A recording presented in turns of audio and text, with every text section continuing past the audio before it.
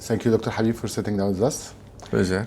In the last year, Habib Mulla Law Firm have significant changes and expansion to Europe and a separation with Baker McKenzie. And after that, it comes with a huge expansion and some alliance and strategic partnership in different jurisdictions. So is it was the plan of the firm earlier, or is it after separation, it was a result of the separation?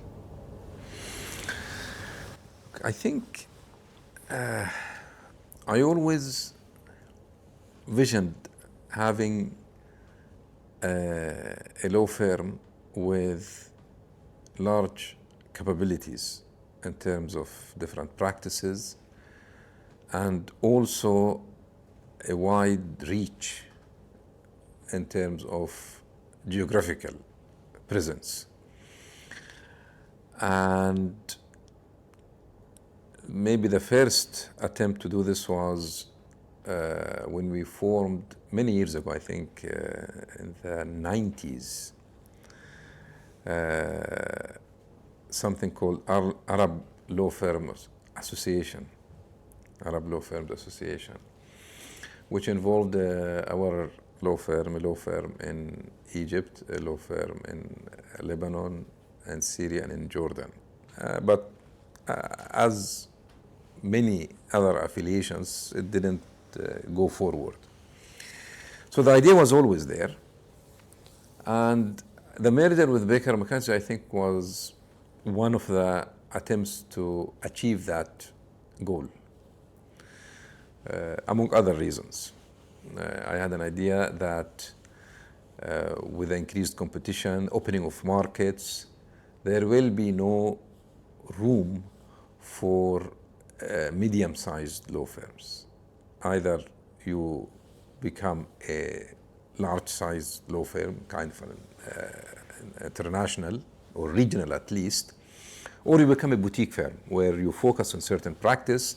Sometimes boutique firms even generate more profit than big firms. But the medium-sized law firms, the problem with it is that they will have all the expenses of a large law firm, but they don't have the big tickets. So after the separation from Baker's, my idea is that I don't want to repeat the resurrection of the same old firm. Yes, we are resurrecting the firm again, but it has to be a different firm altogether.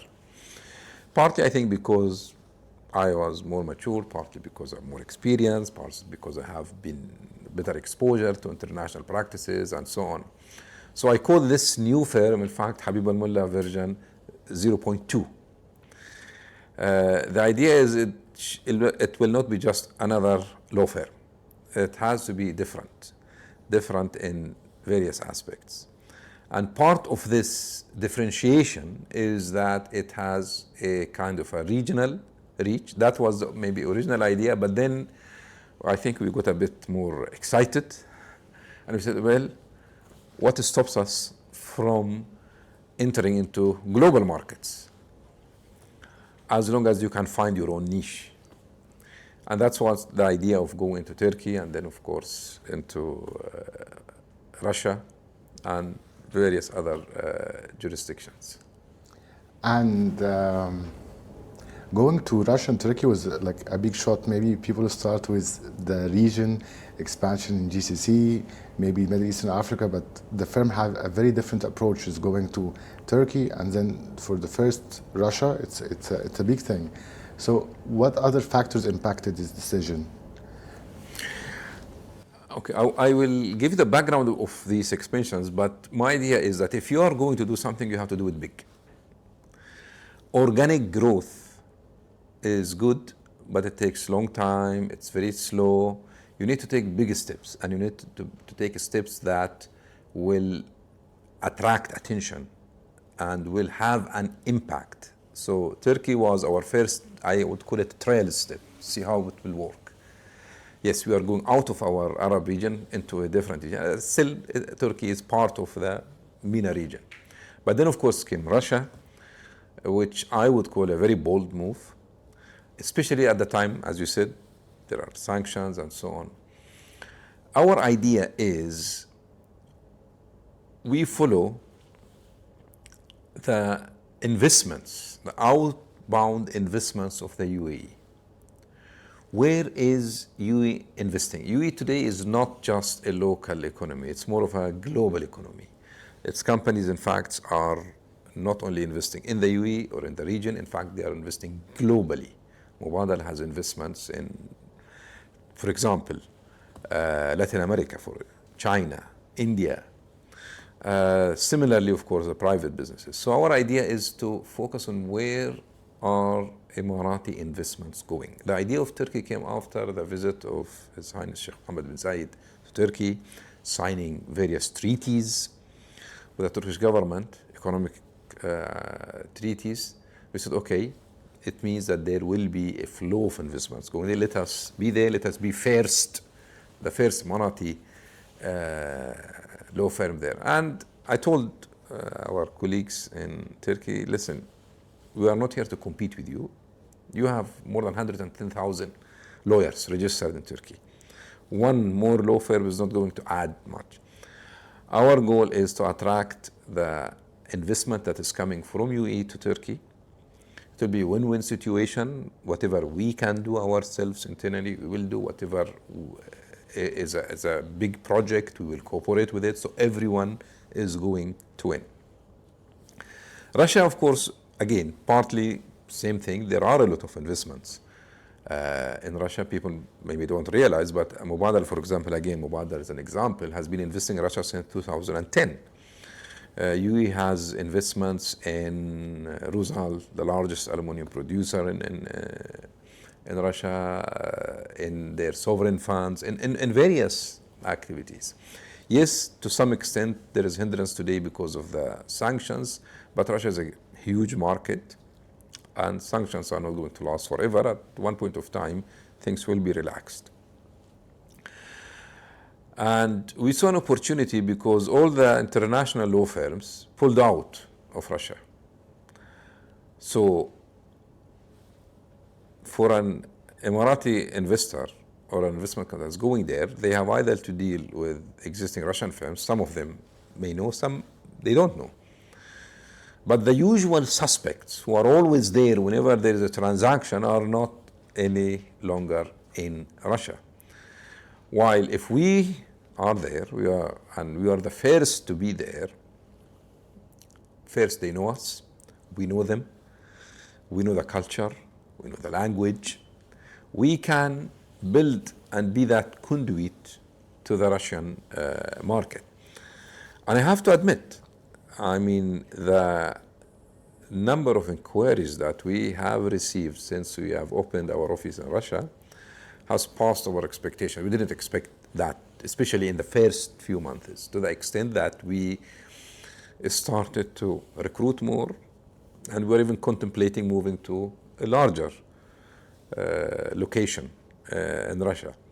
So again, it's a new strategy, it's a new direction. No one has thought of it before. Will it going to be successful or not? I believe it will, but I think time will tell. Okay. You talk about it as if it's easy to have this bold move and open a firm in Russia, but what I want to know is what is the challenges did you have ever thoughts about opening in Russia during the Western sanctions or being the first Emirati law firm to open in Russia? Is it that easy opening there? It's not easy, but I think when there is a will, there is always a way. I think part of the advantage of not being involved in day-to-day business or the operation, not being, in fact, the managing partner, part of the advantage that you have is that you can think strategically. And these ideas sometimes are not planned. An idea comes to my mind, and then I said, okay, if it makes sense, I put a plan, I discuss it with partners here, and I push them to it. I have to admit, sometimes you have to convince them. Not everyone shares the same vision or ambition. And then what we do is that we set a target, a date, For example, when we decided to open Turkey, we said, I think it was in November, 26th of November, and then we start working towards that. So the deadline is fixed, and we still have nothing on the ground, and then we work around that we have to meet this. Same thing happened with Russia. After we examined the landscape of the licensing, requirements, so on and so forth, said, okay, May, this date. And then we work from that in order to achieve. And of course, you have different teams working at the same time. You have teams working to obtain the license, logistics, recruitments. Of course, the BD and the marketing are doing a great job beforehand in order to prepare everything. So it's not easy, but it's doable. Okay. And I want to know about the GCC in the Middle East now is moving forward, and the legal community is doing better every day. And most of the law firms are trying to expand more inside the region in the Middle East or Africa. And the firm has, from the early beginning, took a very different step, starting from Turkey, Istanbul, to Russia. God knows what's next. And why the firm is not thinking about the Middle East or expanding inside the Middle East and Africa? Okay.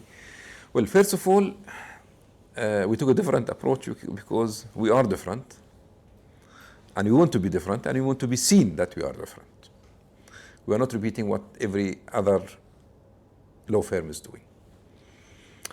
Are we excluding the region? No, of course. I mean, if you talk to anyone today, any managing partner, he will say his first point, I think, will be Saudi Arabia and Riyadh. Probably Egypt.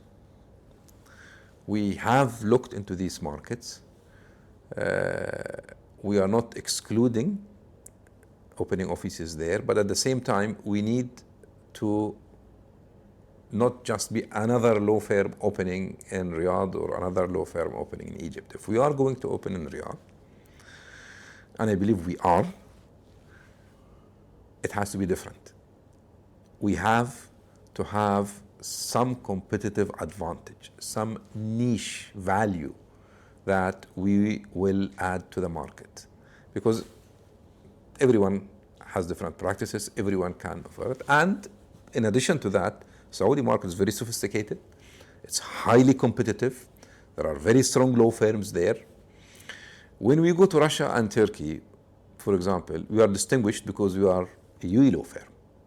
We are the only Arab law firm in Russia today. I don't know if we are the only Arab law firm in Turkey or not, but when you are going to, for example, Egypt, or if we are going to Saudi Arabia, there are many other law firms. In fact, almost every other player is similar to you. So you will not have that advantage unless you come with a specific advantage that you are going to present to the market. And that's what we are going to do. Okay. Do you think taking the lead to go this approach and go to Russia with this bold move will encourage other firms, maybe competitors, to do so and they go to Russia? I hope so, because then it will make it a more dynamic market, and it will just enlarge the client base. Today, for example, if I'm the only law firm, yes, maybe some companies will consider us, some companies may not consider us. But if you have 5 or 6 UAE law firms in Russia, then I think it will be like a magnet. They will attract more of the UAE companies that are going to Russia, and it will add just value to the whole proposition.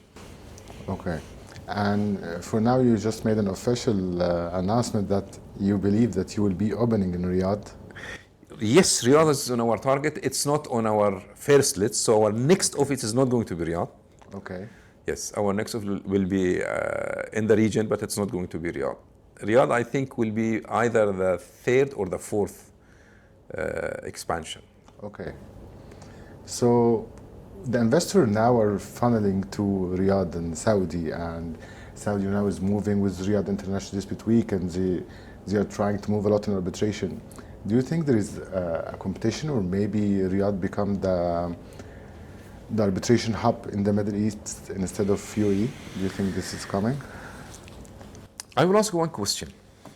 If I ask you in the tip of your mind immediately to give me what are the top 3 or 4 arbitration centers in the region, trust me, most practitioners will find it difficult to name more than Diak, Sarsika. Maybe now they will say the Saudi arbitration, but then they will have to think, where else is there in another one? And we are talking about a huge region from Morocco till Oman and Bahrain. Yes. You're talking about 300 million population, 22 countries, economies are only served by 2 or 3 arbitration centers. So something is lacking. This region should be served at least by 10 prominent arbitration centers. So I think it's the other way around. I think we need more arbitration centers. We need more strong, powerful arbitration centers. Competition is good because if it will just raise the bar and everyone will drive excellence. And I think what we also need, which we are lacking today, is to allow private parties to invest into arbitration centers. That is what we are, I think, lacking today. We don't have. I, in fact, made a proposal about 2 years or 2.5 years ago to establish a kind of a private arbitration centers, but I think still the regulations or a regulator are not ready to supervise such creature. Okay. You mentioned about stepping back as the managing partner. Last September, you decided to step back as a managing partner. Yes. Can we know more about why did you took this decision? I have been practicing law for 40 years, or 40 plus years. Now you will be able to guess my age. And you need, I think, different fresh blood. You need different vision. You need different generation with different thinking. So that was one of the ideas. So we have a new managing partner who is young, who has been with the firm, who probably could be more in touch with the day-to-day developments that's happening in the legal market. So that's one aspect of it. The second aspect, in my opinion, is that it would give me the ability to think of on more strategic initiatives. I think if I was still the managing partner and managing the firm on day-to-day basis, I would probably never thought of foreign expansion. I would never thought of few things that we are discussing today. Yes, but of course there is some cons for stepping back. Maybe it's a new experience. Like you have been managing this firm for many years now, decades, and like what was the challenges of stepping back from this position? See, I think we have two issues with law firms in the region in general. And I'm talking about the local firms, I'm not talking about the international ones. One is that we don't have the concept of partnerships. People are very attached to their law firms. The majority of partnerships fail, very few succeed. While if you look into, for example, foreign law firms, they're all partnerships, and that's why they have been able to expand. They have the resources, they have the capabilities to expand and grow. The other thing is that those who establish law firms find it very difficult to give away that kind of, I would say, control.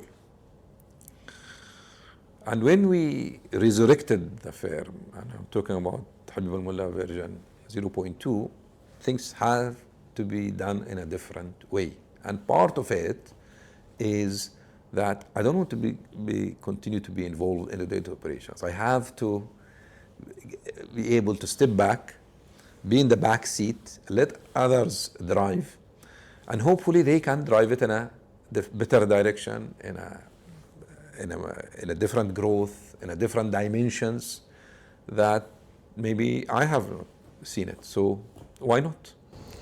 So I saw that this affect you, that you have the time to think about the growth and have more strategic place in expanding to Russia and Europe and Turkey. And you have said a lot of expansion is coming on the way. We have at least three, which are almost fixed Oh, or planned, not fixed, planned. okay. So three planned more expansion is Yes. coming on the way. And this is how it's affected you, your different role at the firm. Maybe it will be a harder role, but for the leadership at the firm, how did it change?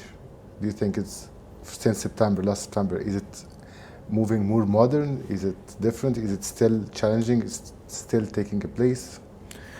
Of course, there is an initial stage where you have new people taking over, you have the old people stepping back. So that, I think, trial period, I think we have passed that. I think our new management is full in charge. They know the vision of the firm. They know how to achieve it. And I think they're in full control. And things, in my opinion, are going in a smooth way. Yeah, because I can see, I'm not sure if that's all the time is happening, but I can see now that you have Ramadan gatherings a lot, you have Paris Day for the team members, and all of these activities. Is it the ideology of the leadership of the firm? Is it the new modern way of the leadership? Why it's important that you do a lot of this gathering? We can see on LinkedIn and social media the firm is celebrating the national days in UAE, doing some Ramadan iftars and Paris Day member teams. See, we spend most of our time, in fact, in the office. And we meet with our colleagues, I think, where we spend time with them more than the time that we spend with our friends or so what we need to do is to create an environment in the office, is that the people don't come here just to do the work and so on. It's a full kind of a social life. It's not just work life. In fact, we are not only implementing those soft things that you have mentioned, yes, celebrating, of course, the new teams, the BD and the marketing and the HR.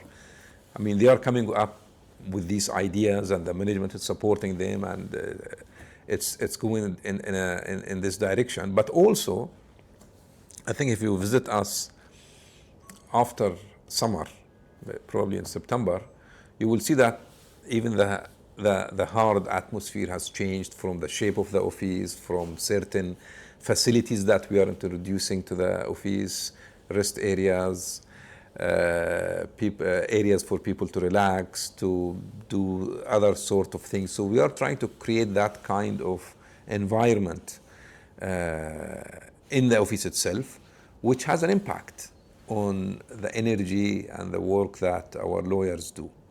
And of course, these social activities, in addition to the fact that it builds the bonds between the lawyers, it also creates a kind of an impression with the community that we are working with the community, celebrating, for example, the National Day, Women's Day.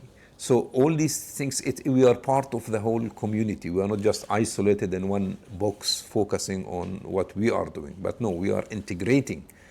We are engaging with the economy and its activities. There is any strategic goal from starting this? The firm is expanding globally or being an international firm, opening in Russia. So is the firm planning for this well-being, more care of well-being and bonding, and maybe for diversity and equality for team? Absolutely, definitely we'll do that. For example, when our Turkey office celebrated Turkey Republic Day last month, there was some anniversary in Russia. Our office in Russia celebrated it. It was on our website. So we are getting engaged not only with the local community, but also in the jurisdictions and the communities that our offices exist, so that to show that yes, we are a global player, in fact. I want to ask this question. It's very important for me. Expanding, this expansion, like two huge expansion following with another three. It's a lot of pressure. It's a huge. And I want to know how it's like to work now at Habib Al Mulla if you're a new partner coming, if you're new coming, and it's a huge doing in Russia, a lot of expansion, a lot of work. How would the firm, do you think, taking care of this, focusing on in these challenges, this expansion, on having like I know that diversity in the firm is one of the most important objectives in the core of the firm, and we listened about this in the last interviews with you by Nuran. And is it very hard now, like having a new partner and you're expanding in 5 different places and regions? Does he have time to understand the work culture? We have to see, nothing is easy. Yeah. If things are easy, they are not going to progress. You need to have challenges in order to progress. And if there are no challenges, I think you should create challenges in order to stimulate that growth. So yes, it's not easy, but at the same time, these are the things that we need in order to stimulate the powers that we have, to stimulate us and to make us present ourselves in a better way, in a stronger way, expand, grow, learn more. So all this, in fact, contributes to the growth that we are planning. Okay. How do you see the legal field, the legal industry? Maybe first in the Middle East in the upcoming 10 years or the upcoming decade. I think it will be very challenging for 2 reasons, or maybe I think we can add 3 reasons. One is that it's becoming more heavily regulated. You have a lot of compliance issues, especially when it comes to AML and so on. So this, of course, which is, although it is desired, but it adds cost. So you need to train your people, you need to have compliant officers, you need to have certain clarity in approach that the lawyers are taking. So that's one. 2, I think it's becoming very competitive. That's normal. The market is growing, so law firms will continue to come into this market. And then, of course, that will put more pressure. What we don't want to see is a competition that leads into fees prices and driving prices down, because then everyone will be suffering. And the third and the most important challenge, I think, is the technological advancement. And I'm not talking only here, as some people say, oh, AI is going to replace us, we will not have a room. I don't think that is the issue, or at least not the pressing issue now. I think the issue is how are law firms going to utilize technology in order to increase their efficiency and reduce their cost and increase their competitiveness. Because the international law firms, with the huge resources they have, it's easy for them to adopt all these new technological advancement. AI, for example, when it comes to case management systems, filing, when it comes to database and so on. For medium and low size law firms, if they don't do it, they'll be left behind. And if they do it, it's a huge cost. Today, for example, in order, if you want to be successful, I'm just giving a few examples, you need to have subscriptions into Eastlaw, LexisNexis, all these research platforms. Otherwise, you will not be able to have access to all the materials that you want with the efficiency that you want. So that's the cost. Copilot, if you are using Microsoft Outlook, okay, it increases the efficiency, saves time, saves lawyers to do, they can focus on other things. But again, it's per license, it's costly. LexisNexis is going to soon launch its own AI tool. You need to subscribe if you are going to compete with law firms. So all this is going to add cost, it needs training. law firms have one of two choices. Either they just sit idle and look into them and see other law firms having them, and by the time they realize the importance of this, they will be really left behind, or they need to take a bold decision that we need to compete with this. If you need to compete with this, of course, it comes with all these issues. So I think the use of the technology is going to be a serious challenge for law firms. Unless, for example, okay, I want to focus maybe on just criminal matters or do family law cases, and I don't want to get involved into large disputes or corporate work or commercial work. That's a different call. Okay. You mentioned two important things, like medium law firms. Earlier you mentioned that they suffer because they act like big firms with less resources. Then you mentioned that technology will be very hard for them. So in the next decade, do you think the medium law firms will survive, or they have? Or I think they will come under a lot of pressure.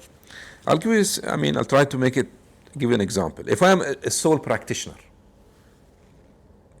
or maybe I have one other lawyer to assist me, one secretary, I don't need all this setup. I focus on my work. That model may work very well. And as I said, sometimes it's even more profitable than large law firms with huge expenses. Then you have, of course, the mega law firms who have access to client base, get the big tickets, huge fees, they can easily survive.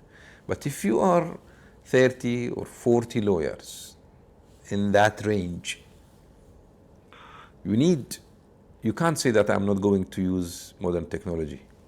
You can't say that I'm not going to have different what you call admin departments or non-billable or fee generator personnels. Okay, but that's going to be a cost. And you are not getting the big tickets that the big law firms are getting.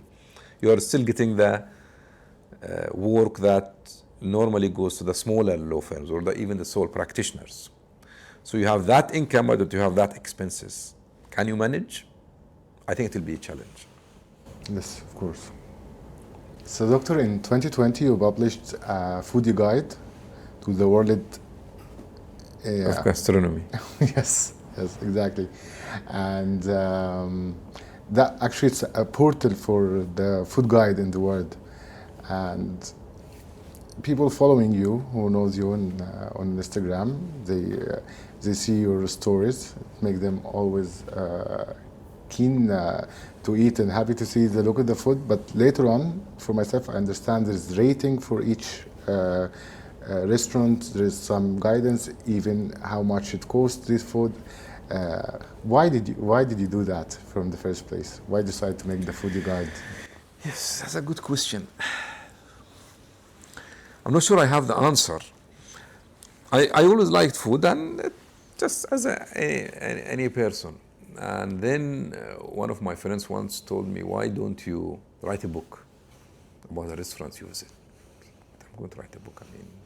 He said, no, just try. I thought, I didn't take it seriously. How much you can write, 10, 15 pages? But when I started to write it, when I do things, I do it seriously, or I don't do it. So either you do things properly or don't. So then I started doing research, reading, culture, food as a culture, history of restaurants, how they evolve, and all these things. And then, of course, that book came out, which was almost 200 pages. And then and my account on Instagram was not that active. But then I started, in fact, the idea was to record my visits. So whenever I go to a restaurant and then the whole experience is lost, let me record it. So it was just posting. And then I had the idea of why not create a website that people can go and search. And the idea came because people sometimes call me and say, okay, I'm going to London for a week. What restaurants would you recommend? I'm going to this place. I'm taking my wife tomorrow to a dinner. What restaurant would you recommend? I said, Why I don't make it easier and make it a kind of a proper channel? So the whole idea of this, the foodadvocate.com, came. And what you see now is, I would call it the first version of it. It's good. We have more than 1,200 restaurants worldwide, about 53 cities, like 24 countries. You can search by cuisine, you can search by rating, you can search by location and type of restaurants. It's casual, fine dining, and so on. But soon, hopefully within the next month or so, we are revamping the whole website with different tools, different mechanisms. It will be completely a different, much more easier website. But I think the jewel of the crown is not the website, it's the app. Because so many people were telling me, if it's an application, it will be much easier to use. We want to have an application. I said, yes. The website was kind of phase one, testing it and see how is it going to work. In fact, we are receiving more than 1,000 hits on the website every month, and from different jurisdictions. We have been working for the last 6-7 months on the application. There has been a bit delay, but with all these new AI tools that coming, iOS 18, for example, for Apple, so we needed to update it again so that it's up to date.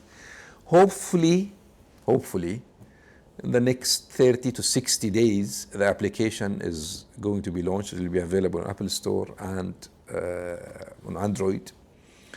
And I think it will be the first application of its kind in the region. Yes, you have Michelin Guide, you have ODP, I think Zagat also had, but there is an application called Word of Mouth. But this is the first application of its kind in the region, and it has very advanced features. And what the value it has also is the number of restaurants. Certain similar applications that do exist in the market have around 100, 150 restaurants. This is going to have more than 1,200 restaurants worldwide. And the number is increasing because now COVID is over. So I'm back to traveling. So means that I'm visiting different cities, new restaurants, and I'm recording it. So I think it will be a useful application. This is a huge business idea. We can see this idea on Shark Tank. Like, it's a huge, it's different, it's unique, it's a mobile app. It's how the business is now. So is it a business? Is it going to be a business? So I'm a restaurant? So far, I have not monetized it. So far, it has been just a cost center. I'm spending on it from my own pocket, whether it's development of the website, development of the application, or whether it's the cost of visiting, because sometimes I do visit certain cities just for particular restaurants. Plus, of course, the time. Sometimes, I mean, yesterday I think someone DM'd me on my Instagram and was saying, when you respond, is it Dr. Habib Al Mulla himself, or is it his office or some sort of assistant? My both social media accounts, Twitter, I still use Twitter, not X, and Instagram, are still run directly by me. So it takes time for me. For example, when I visit a restaurant, it's a whole process. First of all, I do research on the city. So what restaurants I need to visit? Sometimes the list is big and I need to read about each and every restaurant, and then I make the short list that I want to book. Then, of course, it's the process of booking. Some of the restaurants are very difficult to book. Some are easier either through websites or certain apps. Others, you need to have contacts in order to be able to book a restaurant. After that, then I have to write down my experience, read about the restaurant, summarize everything, because people don't like to read lengthy reviews, and that's another advantage. There are a couple of reviews that you will find, for example, in Forbes, the Telegraph, CNN, but they are lengthy. People don't have today time. So you have to summarize it so that people in few minutes can read and get the full idea of it. And you even take the photos yourself. I take the photos myself. I edit the photos myself. So the photos need to be edited as well. So it's a process. Yes. It takes a lot of time. Because I saw you, but I think for people like you have more than 2,000 followers on Instagram, like 250,000 or so. So now I do it all myself.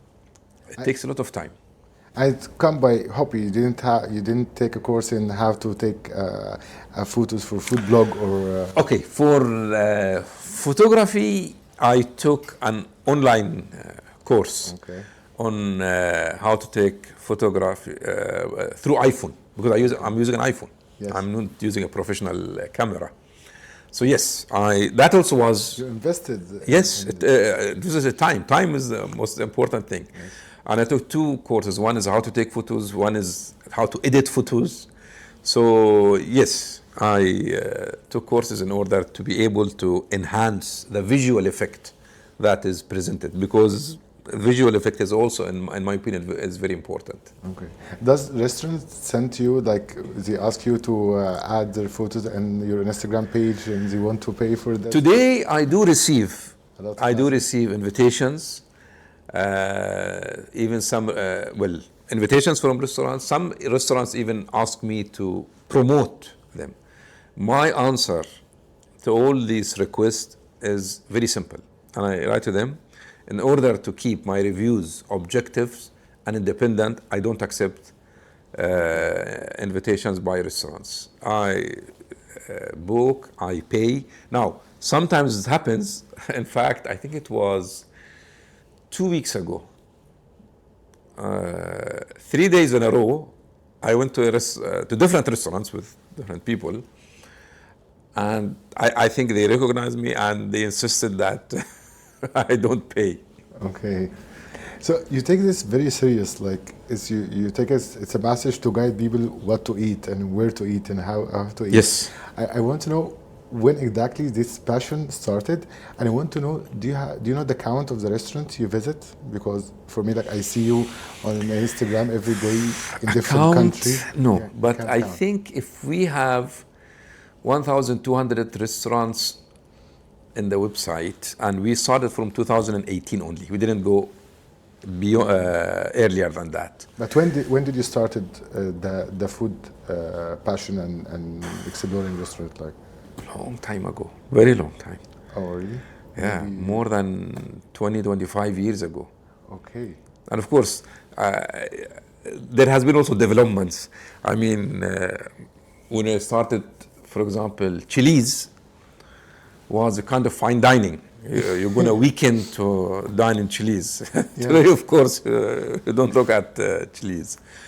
I remember many years ago, there were 2 or 3 Indian restaurants that we used to go once every week. Quality or those, they don't exist now. Today, of course, it's a different. 5 years, there is no Instagrams, there is no. Facebook. At that time, of course, there was nothing. So the number is more than 1,200. Which one? The number of restaurants you visited. On the website, I think 1,200 now. You already visited this? Yes. These are the ones which are recorded. So you visited more than this? Yeah, definitely. Like Definitely. Maybe triple this number. At least 2 or 3 times of this. Okay. Yes.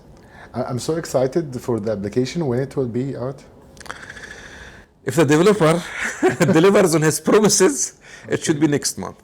Next month? Yes. And I can go for this, I choose the cuisine, I choose the Yes, you will search.